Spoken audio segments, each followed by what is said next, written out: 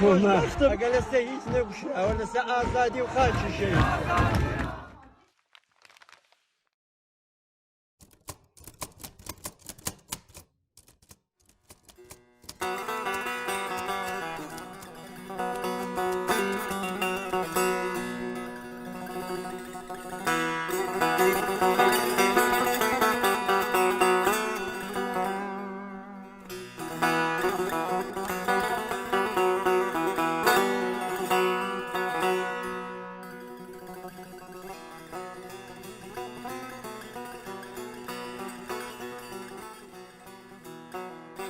لە دوایین ڕۆژەکانی خەرمانانڕا تا دەگاتە ڕۆژانی سەر شەقام و هێشتاش ڕۆژ و شەو بەردەوامە.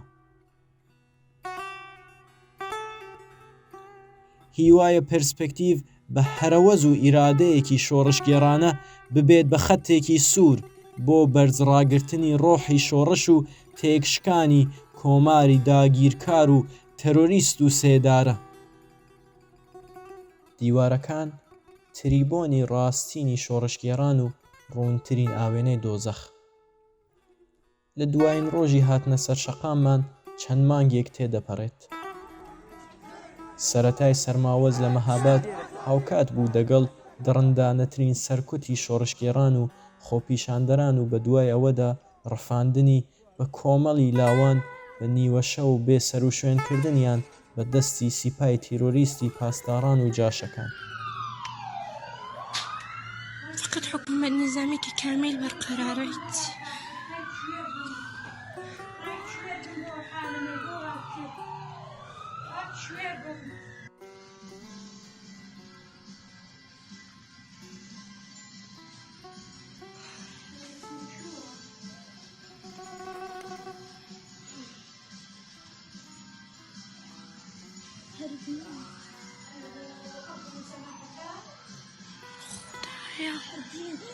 يا الله الصبر ديال ئەوەی لە سەرەتای سەرماوەز لە مەهاباد و جوانڕۆ و شارەکانی تری کوردستان دیترا دەقاودەقی هەڵوێستی هێزێکی داگیرکەر و دڕندە دە حەق وڵاتێکی داگیرکراودا بوو. تا ئەوڕۆژ وێڕای چۆڵبوونی شەقام و هێوربوونەوەی وڵات تەواوی جادەکانی دەوروپشتی شار پاسدارخانە یان ئیستی بازرەسی لێدانراوە. جاش و لیباس شەخسیەکان بە شەو بە ڕۆژ تەواوی شەقام و کوچە و کۆڵانەکان دەپێون. لە کوردستان بێڕێزی و توندوتیژیەکی بێ پەردە و ڕوت دە ئارادایە. دیارە کە بۆ ڕوودانی هەر گۆڕانکاریەک و بۆ بە ئەنجام گەیاندنی هەر شۆڕشێک سەرەتا گۆڕانکاری و شۆڕشێکی هزری و دەرونی یان خۆت سایکۆلۆژیکی پێویستە.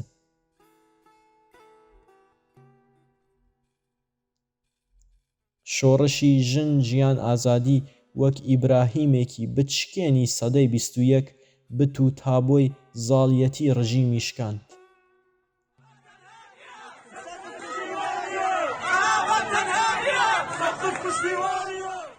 زۆر بەڕوونی دیارە خەڵکانێک کە تا پێش شۆڕش پێیان وابوو ئیتلاعات و سپای پاسداران و جاشەکان بە خەونەکانیشیان دەزانن بە ئەسپرەی واژۆ و مۆری شۆڕشی خۆیان لە دیوار بە دیواری شار بە دروشمی جۆرا و جۆر نووسیەوە.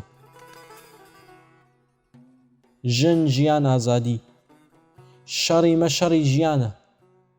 کوردستان گۆڕستانی فاشیستانە،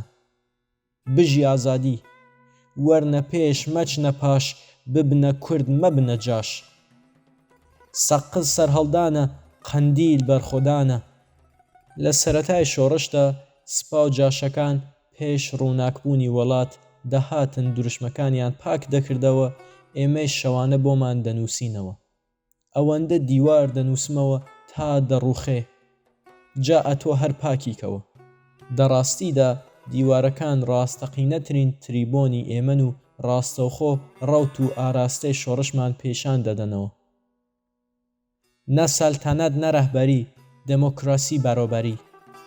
کورد بەلوچ ئازەری ئازادی بەرابەری، مەرگ و نەمان بۆ دیکتاتۆر و سپا و نۆپۆ و یەگانویژە. دیوارەکان دڵخۆشین بۆ شۆڕشگێران، بزێون بۆ بێ هەڵوێستەکان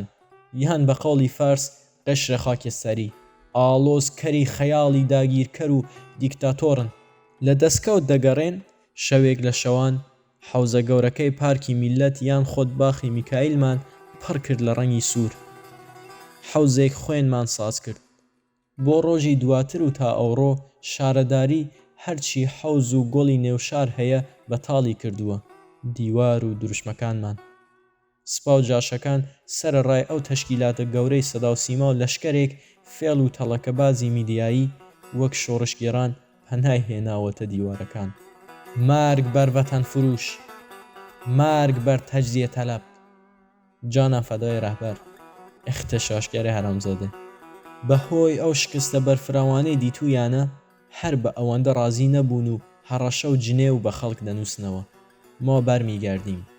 حزب الله بەرقەرار است یان هاتوون و بە شابلۆن وێنەی تەرۆریستی گەورەی ناوچە قاسمی سڵێمانی یان خۆت کۆتلت دەکێشێنەوە لە پەنای دەنووسن بەسیج خدمەتگۆزارە ملت پۆلیس حافظ جان و مال مردم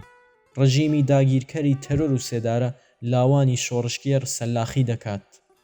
حکمی سێدارە و زیندانی درێژخایەن دەبڕێتەوە وەک فیلمنامە نووسێکی ئاماتۆر سیناریۆ بۆ جینایەتەکانی دەنووسێتەوە شەڕوانانی چیا بردومان دەکات بەڵام دیسانیش ئەو شۆڕشە ڕادیکاڵ و سوورە سوکنایی نایێت و ڕۆژ بە ڕۆژ زیاتر هەڵدەدات و پەرە دەستێنێت لە سێڕای شیلانان بە ڕەنگی ڕەش نووسی بوویان وای ئەگەر خامنەی حکمێ جەهادام دەهات شۆڕش بە ڕەنگی سوور وەڵامی دابووەوە نەسرەوتن تا سەرکەوتن ئەم بەرنادەن vê دیلانێ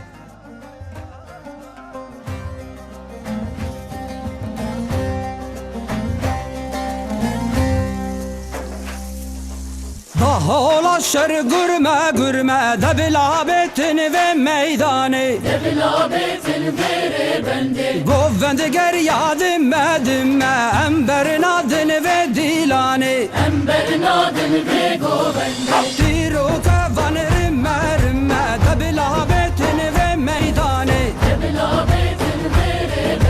Lirroja ava şerri germe Emberin adını ve dilanı ئەمەش بەشی دوویەمی کۆمەڵێک گێڕانەوە بیرەوەری ڕاست و زیندوی شۆڕشی ژنجیان ئازادی لە قاڵبی پرسپەکتیوی جوانانی شۆڕشگێر بوو